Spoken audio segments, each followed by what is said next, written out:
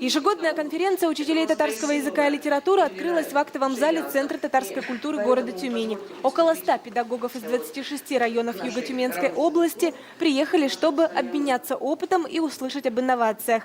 Организатор Тюменский государственный институт развития регионального образования обозначил тему конференции «Диалог культур. Формирование российской гражданской идентичности подрастающего поколения».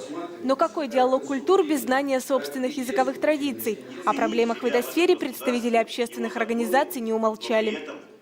Хотелось бы понять, почему мы это осознавая, понимая, из года в год наблюдаем, как сокращается число школ с этнокультурным компонентом, как сокращается преподавание через язык всех основ, которые всегда показывали и доказывали, насколько язык важен в формировании гражданина России. О проблемах больше говорили не с трибуны, а между собой. Сегодня в Тюменской области 52 школы с татарским этнокультурным компонентом. Каждый год их количество сокращается из-за реорганизации учебных учреждений.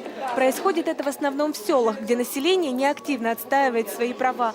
Пассивную позицию родителей учителя назвали одним из препятствий в качественном преподавании татарского языка. В молодых семьях родители не говорят на татарском языке и не озадачиваются тем, чтобы научить своего ребенка родному языку. И, соответственно, возникает вопрос, если родители не говорят, каким же образом ребенку будет передано то наследие и богатство, которым владеет татарский народ. На протяжении 2 дней учителя татарского языка и литературы будут обсуждать актуальные вопросы преподавания татарского языка в Тюменской области. Современным опытом с коллегами ежегодно делятся специалисты из Республики Татарстан. Одно из последних ноу-хау – онлайн-школа для изучения татарского языка «Она-Теле».